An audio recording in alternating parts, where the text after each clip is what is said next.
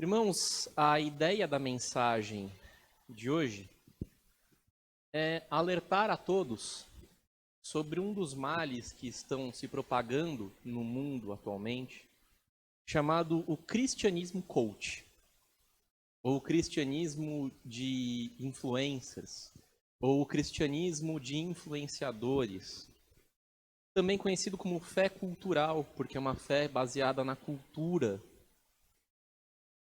E eu acho até errado chamar esse movimento de cristianismo coach.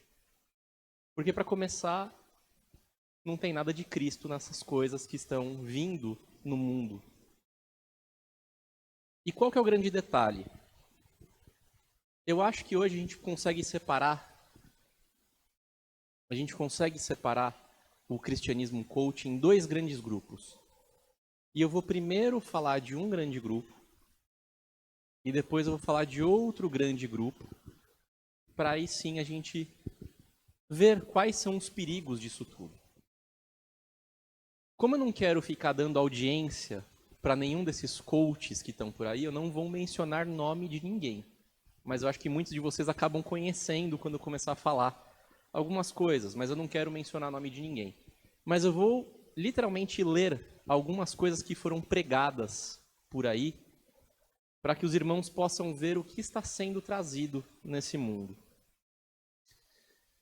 Algumas pregações, eu vou começar com essa. Teve um pastor que disse o seguinte, abre aspas: Deus não vai permitir que você veja, sonhe algo que Ele não possa dar a você. Se Deus deixou você ver, tocar, sentir e experimentar, é que Ele tem o poder de dar nas suas mãos. Deus não é irresponsável, Ele vai patrocinar os sonhos na sua vida. Essa é uma pregação. Curiosamente, esse mesmo pastor, ele em um outro sermão dele, utilizou aquela passagem bíblica do paralítico entrando pelo telhado, pedindo para que Jesus o curasse. E foi feita uma exposição sobre esse versículo, e aí quando você pensa, bom, ele vai falar do paralítico chegando pelo telhado, você já imagina, bom, ele vai falar que Jesus é o Senhor, Jesus é Deus, vai trazer a mensagem da salvação, o perdão do pecado, mas não. A mensagem que é trazida é sobre o poder da amizade. Algumas coisas que ele diz o que mais me impressiona nessa passagem é um paralítico que anda. Quem tem amigos, mesmo paralisado, continua andando.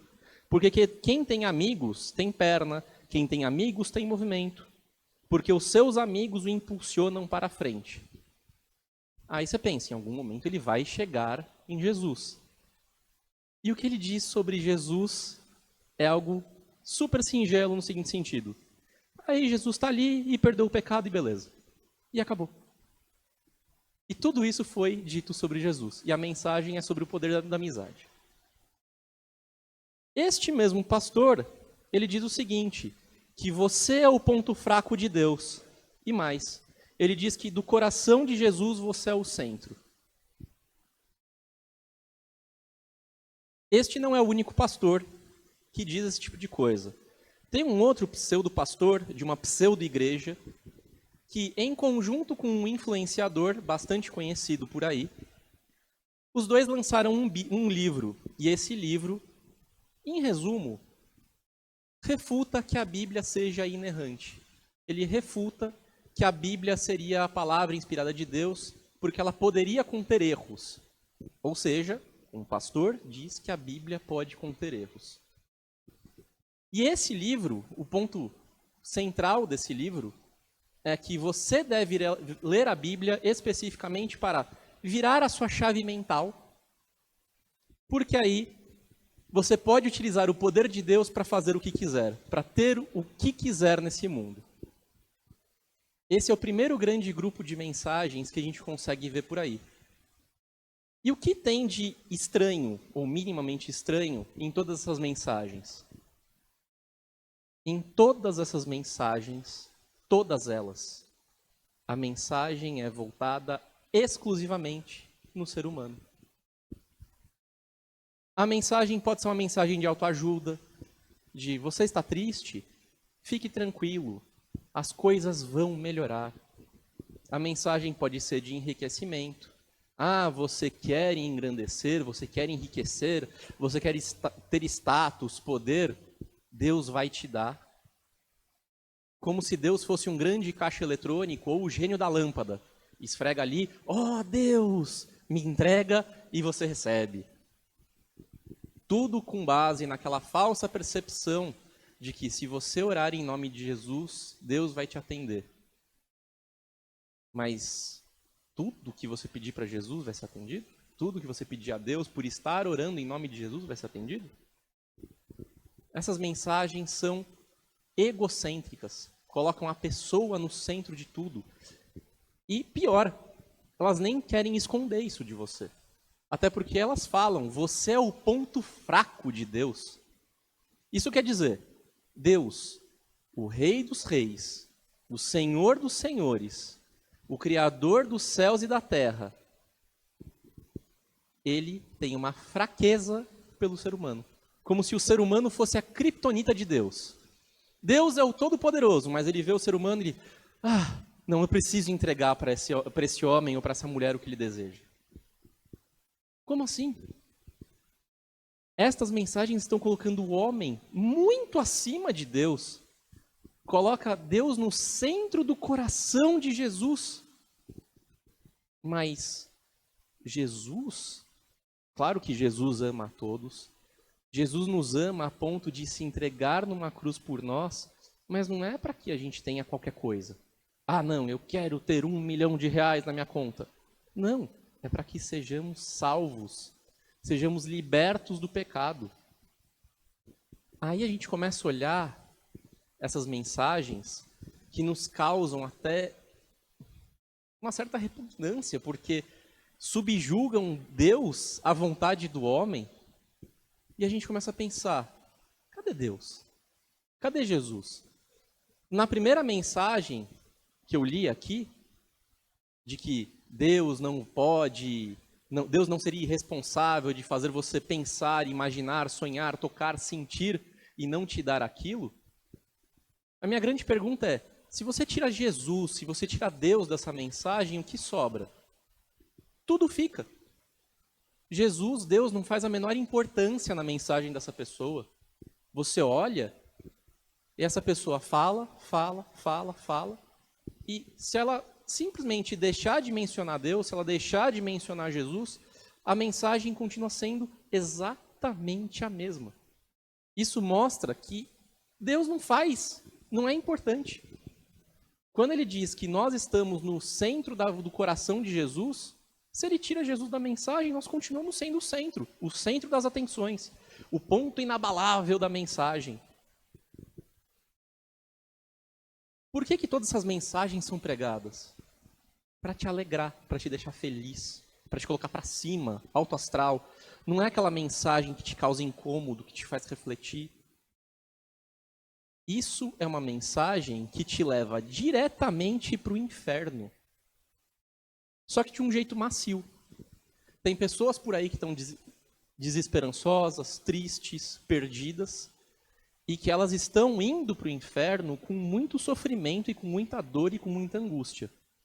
Essas pessoas não, elas estão felizes. É como se você tivesse um caminho todo espinhoso para o inferno, e essas mensagens vão, tiram os espinhos, e aí vira um tobogã. Você só desce. É até legal, feliz. Tô descendo, mas você continua descendo. Essas mensagens não têm o principal. Quando é dito, você é o ponto fraco de Deus, quer dizer que Deus tem uma fraqueza. Que Deus é esse que sente fraqueza pelo homem? Nada poderia ser mais falso do que isso. Quando diz que nós estamos no centro do coração de Jesus, quer dizer que a prioridade de Jesus somos nós. A prioridade de Jesus é Deus. Mais uma vez, um ensino puramente falso.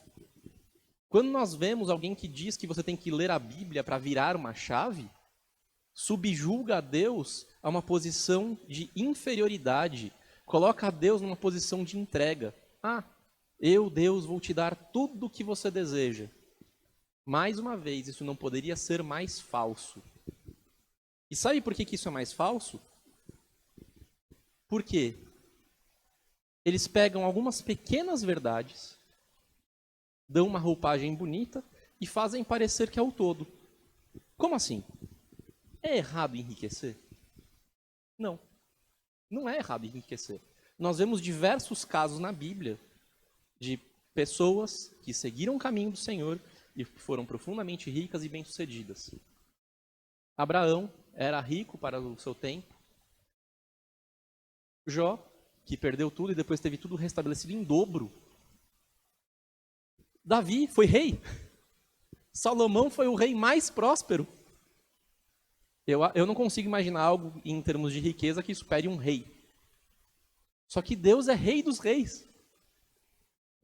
Isso mostra que não é errado enriquecer, não é errado ser próspero, não é errado desejar isso. O errado é você colocar o dinheiro como seu Deus. A gente vê que a gente não pode adorar a Deus e a Mamon ao mesmo tempo. O nosso coração não pode estar no dinheiro, nosso coração tem que estar em Deus. E se formos bem-sucedidos, se formos prósperos, amém. O problema é justamente esse. Você tira Jesus da mensagem para colocar o dinheiro, a riqueza, a virada de chave. Você tem como enriquecer, porque Deus vai fazer tudo por você. Não, não é isso. A mensagem não é e nunca foi essa. O problema é justamente esse. É a mensagem estar sendo reduzida a questões puramente materiais. A ser reduzida a questões puramente mundanas. Isso é mensagem do mundo para o mundo, que te leva diretamente para o inferno. E como eu posso ter certeza disso? Como eu disse, sem Jesus na mensagem, a mensagem continua íntegra, não muda nada. E se nós tiramos Jesus da mensagem e ela continua de pé, e isso não faz diferença alguma, isso só mostra que essa não é uma mensagem de Deus, porque ela não é uma mensagem cristocêntrica, não tem a Jesus como centro de todas as coisas. E se não tem a Jesus no centro de todas as coisas, esta é uma mensagem do diabo, de Satanás, na vida da pessoa. Por uma razão muito simples. Se nós formos pensar, um apóstolo em específico, que seria, entre aspas, a pedra da igreja, foi repreendido por Jesus por ter agido como a boca de Satanás. É o que diz o livro de Mateus, capítulo 16, versículos 21 a 23, que eu vou fazer a leitura. Desde então, começou Jesus a mostrar aos seus discípulos que convinha ir a Jerusalém e padecer muitas coisas dos anciãos e dos principais sacerdotes e dos escribas, e ser morto e ressuscitar ao terceiro dia. Esta é a mensagem de Cristo. A cruz, a mensagem de que ele seria morto de cruz, para ser ressuscitado ao terceiro dia. Ter a ressurreição ao terceiro dia. Vencer a morte. Mas aí vem o versículo 22. E Pedro, tomando-o de parte, ou seja, Pedro tinha ciência de que ele poderia estar fazendo alguma coisa errada, porque ele não quis constranger Jesus, ele disse para Jesus, vem aqui no cantinho, né? E Pedro, tomando de parte, começou a repreendê-lo, dizendo, Senhor, tenha compaixão de ti, de modo nenhum te acontecerá isso. Este é Pedro trazendo a mensagem do mundo, porque estava sendo maravilhoso ter ali Jesus trazendo o ensino, curando pessoas, operando milagres. Teria coisa melhor do que isso na cabeça de Pedro? Pô, nós vamos perder a Jesus. Então, com a mente mundana, não queremos que Jesus vá embora, não queremos perder o mestre. E o que Jesus diz de seu discípulo, de seu fiel seguidor, de seu apóstolo?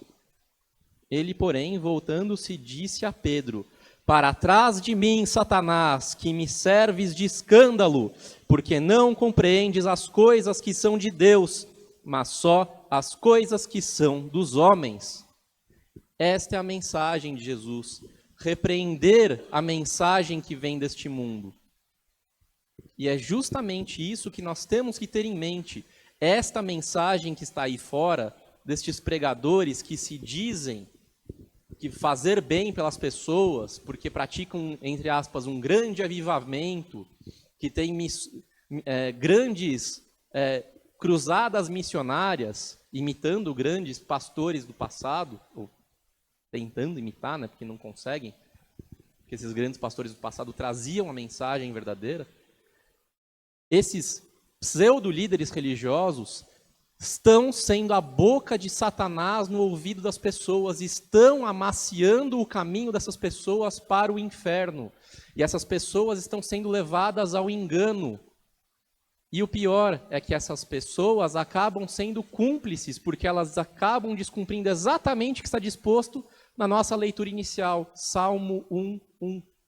Essas pessoas estão se sentando na mesa com os escarnecedores, e elas estão sendo levadas para o inferno felizes. A mensagem é falsa, porque estas pessoas estão prometendo aos homens o que Deus não prometeu para elas. E veja que responsabilidade dizer que nós somos o ponto fraco de Deus, a ponto de Deus nos dar qualquer coisa, ou pior, dizer que Deus não seria irresponsável de fazer você sonhar com algo? Como essa pessoa pode dizer isso se Deus, por exemplo, não deixou que Moisés entrasse na Terra Prometida? Moisés viu a Terra Prometida. Deus seria um irresponsável de deixar Moisés ver a Terra Prometida e não conceder a Moisés a entrada? Claro que não. Isso é consequência do pecado, porque Moisés, sendo um líder para a nação de Israel, ao cruzar o deserto, ele tinha muito mais responsabilidade do que os outros. E qual foi o resultado? Moisés, você vai ver a Terra Prometida, mas você não vai cruzar o Rio Jordão. Na visão destes pastores, destes pregadores que tem por aí, Deus seria um irresponsável, porque não deu para Moisés aquilo que deixou Moisés ver, sentir. Pior, como dizer que Deus vai satisfazer todos os seus desejos? Se carta aos Hebreus, mais especificamente no capítulo 11, disse aos cristãos que eles foram perseguidos, torturados e mortos. Que realização de sonho é essa? Não, você vai ter todos os seus sonhos realizados. Aí, naquele momento, tudo que o cristão queria era, além de continuar seguindo a Jesus, poder estar no conforto do seu lar com sua família. E o que acontecia? Ele era torturado e jogado aos leões para ser despedaçado por feras. Deus seria um irresponsável por isso, por deixar isso acontecer? Que pregação é essa? Que responsabilidade é essa, não de Deus, mas desses pregadores do mundo que dizem esse tipo de coisa? Como dizer de maneira irresponsável que Deus vai considerar todos os seus desejos, se Jesus disse em João 16:33, no mundo tereis aflições. E ainda assim Jesus complementa, mas tem de bom ânimo. Por quê? Porque Jesus vai tirar as aflições? Não, porque Jesus venceu o mundo. Não é porque Deus vai entregar tudo a você de mão beijada. Não, toma, agora você vai ter um caminho tranquilo porque você vai ser rico e poderoso. Não, nós temos que ter bom ânimo porque Jesus venceu o mundo, venceu a morte.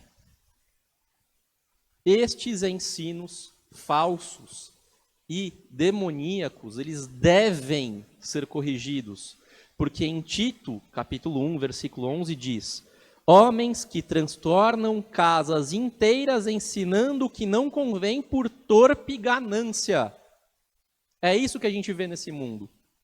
Homens gananciosos que iludem a maior parte de pessoas possível para que elas estejam fora do caminho do Senhor. E sabe o que é pior? Um desses pastores que eu mencionei aqui, ele começou a ser severamente criticado por outros pastores muito sérios. Um deles em específico resolveu responder. Imagine que este pastor vai, prega essas heresias, dizendo que Deus tem que te dar tudo. Pastores sérios começam a repreender, dizendo que isso é heresia, dizendo que essa não é a vontade de Deus, mostrando versículos bíblicos que mostram exatamente o contrário, de que nós podemos ter aflições e que nós não enriquecermos nesse mundo não significa falta de fé. Até porque aquele coach que eu mencionei diz isso. A pessoa não tem os milagres operados em sua vida por falta de fé. Mas enfim, este pastor específico começou a ser repreendido por pastores sérios na internet. E sabe qual foi a resposta dele? Se fosse eu, ao ser repreendido por pastores sérios, o que eu faria? Pediria perdão e falaria, perdão, minha mensagem extrapolou aquilo que diz a Sagrada Escrituras. Não, ele não deu um passo atrás, não voltou um mísero centímetro, pior do que isso. Ele disse que ele tem dó e pena dos críticos dele. Sabe por quê? Porque os críticos dele são obrigados a ver várias e várias vezes as mensagens dele, porque ele tem muitos seguidores. Ou seja, este pastor está se vangloriando por ter muitos seguidores. E de fato, ele tem muitos seguidores mesmo. Se você olhar as redes sociais dele, ele tem vários e vários e vários seguidores. Ele está se vangloriando por ter seguidores. Ele tem uma numerolatria. Ele está feliz por ter muitas pessoas seguindo ele. Só que tem uma coisa muito interessante. Se esse pastor resolver ler a Bíblia, ele vai ver que Jesus já o repreendeu. Em Apocalipse, capítulo 3, versículo 17. Assim diz: Como dizes, rico sou e estou enriquecido e de nada tenho falta. E a repreensão vem justamente agora. E não sabes que és um desgraçado e miserável e pobre e cego e nu. Se esses pastores estão felizes por serem ricos e por terem muitos seguidores, a palavra de Jesus para eles é: és um desgraçado e miserável e pobre e cego e nu. E pior, é a boca de Satanás levando ovelhas para o abatedouro. A mensagem de Deus é sobre a cruz, é sobre Cristo, é sobre sacrifício, é sobre entrega, é sobre arrependimento, é sobre pecado. E aí a gente pode entrar no segundo grande grupo de mensagens que estão sendo ditas por aí, de outros pastores, estes menos coaches, mas também igualmente perigosos e danosos, que são as mensagens que escondem o pecado. Não falam uma linha sequer sobre o pecado. E aqui eu vou ler uma pregação em específico de um pastor que ele disse o seguinte, abre aspas. As palavras não são minhas, são dele. Eu não creio no Deus que é fogo consumidor. Deus que condena e que manda para o inferno e queima a gente no inferno. Churrasco humano eterno. Não creio nesse Deus. O que você pensaria de um pai, no dia dos pais, que pegasse o seu filho, colocasse num forno a lenha, uma criancinha, e diz para ela: você vai ficar aí para sempre, pecadora, desobedeceu a mamãe, comeu o iogurte que ela falou que não era para comer. Você imagina isso? Não, você não imagina. Você acredita que Deus faz isso. Só trocou o iogurte pela maçã. Come uma maçã? Vai para o inferno. Pastor perguntou se você queria aceitar Jesus como Salvador e não aceitou? Vai colocar na fornalha, porque eu sou o fogo consumidor. Não dá. Se você quiser continuar crendo nesse Deus, Deus te abençoe. Você vai encontrar versículos na Bíblia que vão te falar desse Deus. Mas você vai encontrar versículos na Bíblia que vão falar o contrário. Quem crê num Deus cruel, das duas uma, ou é cruel e se identifica com ele, ou se torna cruel para ser imitado. E desenvolve cultura religiosa, higienista, segregacionista, supremacista. Nós, os filhos e filhas de Deus, e eles, os pagãos. Não creio num Deus assim. Não é este o Deus e Pai de Jesus Cristo. O Deus e Pai de Jesus, ele se assenta na mesa dos pecadores. Fecha aspas. O que a gente vê dessa mensagem é uma mensagem que tira completamente o pecado da vida da pessoa. Não porque ele vai e tira o pecado. Não, porque ele realmente quer afagar os pecados da pessoa. Tá tudo bem, você pode pecar à vontade. Faça o que você quiser. Faça o que te dá na telha. Fique à vontade. Aí, você tira o essencial da mensagem de Deus, que é cruz, que é arrependimento. Este pastor específico está dizendo, Deus é amor. Sim, e Deus é amor. É evidente que Deus é amor. Deus nos ama, mas Deus é justo. Qual seria a justiça de Deus se todo mundo fosse tratado exatamente da mesma maneira? Vou até usar um exemplo que o pastor usa bastante aqui na igreja. Imagina se um juiz vê diante de si uma causa de um criminoso, matou 3, 4 pessoas. Aí o juiz chega e fala, não, mas eu sou muito amoroso e você vai voltar para a sociedade. Qual seria a nossa sensação? De impunidade, de injustiça. Agora imagine Deus, todo mundo chega diante do juízo, e aí aparece um Deus, cheio de flores, jogando flores para todos os lados. Eu sou amoroso, tá tudo bem, todo mundo entre no paraíso.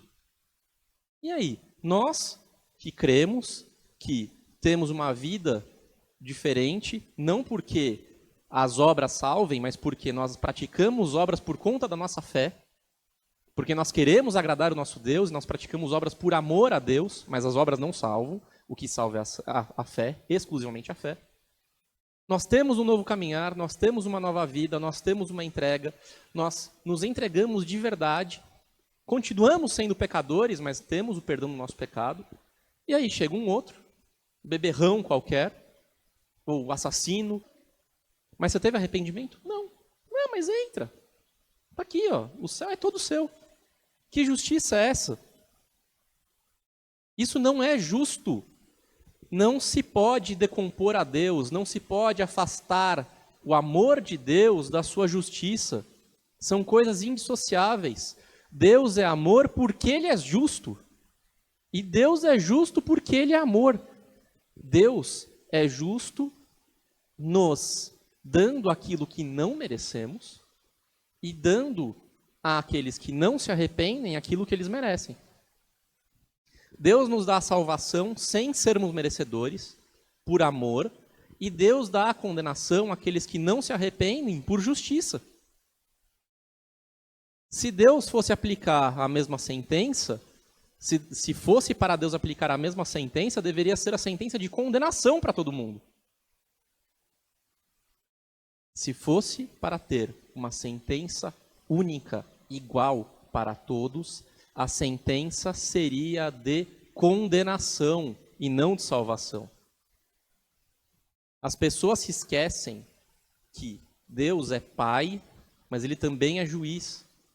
E eu gosto de utilizar a analogia feita por C.S. Lewis. C.S. Lewis, um grande escritor cristão, que era ateu e se converteu, escreveu um livro chamado Crônicas de Nárnia. Ele escreveu o livro para os seus filhos, para que seus filhos compreendessem a mensagem de Jesus. Só que, claro, ele fez um universo todo fantasioso e ele fez Jesus sendo um leão. Um leão chamado Aslan. E qual que é o interessante dessa analogia? É um leão com uma juba frondosa, macia. Aí, quem ama aquele leão se deita em sua juba, é fofo, mais fofo que um travesseiro, é confortável, você sente aconchego, sente acolhimento, você sente o amor. Mas aí aquele leão se levanta e ruge.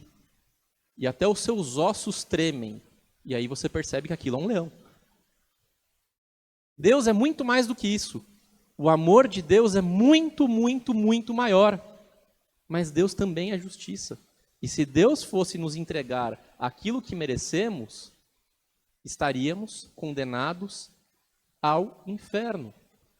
Mas Deus é tão amoroso que quem aceita a mensagem da cruz Deus nos concede aquilo que não merecemos, que é a salvação, a vida eterna. Não é simplesmente ir para o céu, porque um céu sem Deus não é nada. Um céu sem Jesus não é nada. É a comunhão com Deus, o nosso maior presente, e é tudo o que precisamos. Só que para que possamos ter isso, a gente tem que ter a compreensão do pecado, da justiça e do juízo.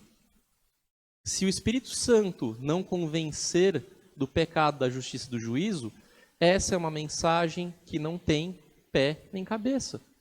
É uma mensagem que tem o homem no centro de todas as coisas. Mais uma vez, uma mensagem que quer te agradar, quer massagear o seu ego. É uma mensagem egocêntrica. Coloca o homem no centro das coisas. E que não serve para nada. Se você tira Jesus dessa mensagem e essa mensagem continua inteira, mostra que essa mensagem está completamente falsa e cheia de engano, e é uma mensagem de Satanás para te levar para o inferno. E é por isso que a mensagem ela precisa estar urgentemente pautada no seguinte, de que nós devemos abandonar a nós mesmos, pegar a nossa cruz e seguir a Jesus. Depois que Jesus repreende Pedro, na passagem que eu li há pouco, Jesus diz o seguinte, Mateus capítulo 16, os versículos 24 a 26. Ele tinha acabado de repreender Pedro, porque Pedro estava abraçando a mensagem do mundo.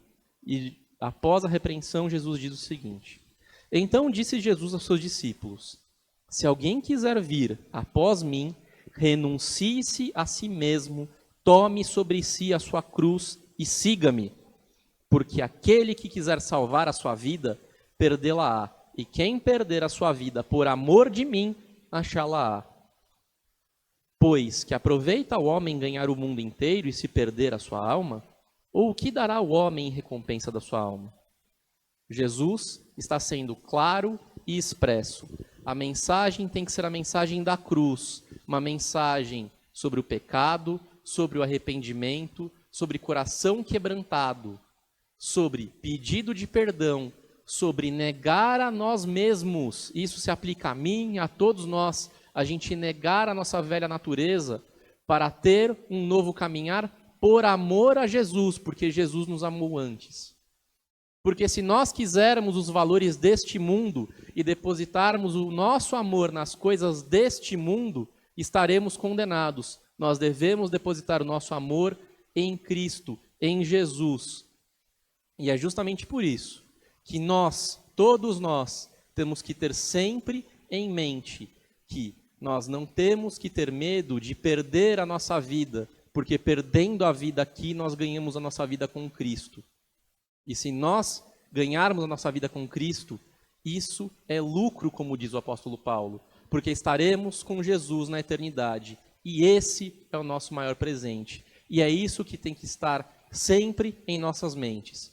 E se algum pastor vier com essa mensagem demoníaca, nós temos que repreender, porque nós somos seguidores de Cristo e nosso amor está voltado inteiramente no nosso Senhor e Salvador Jesus. Amém.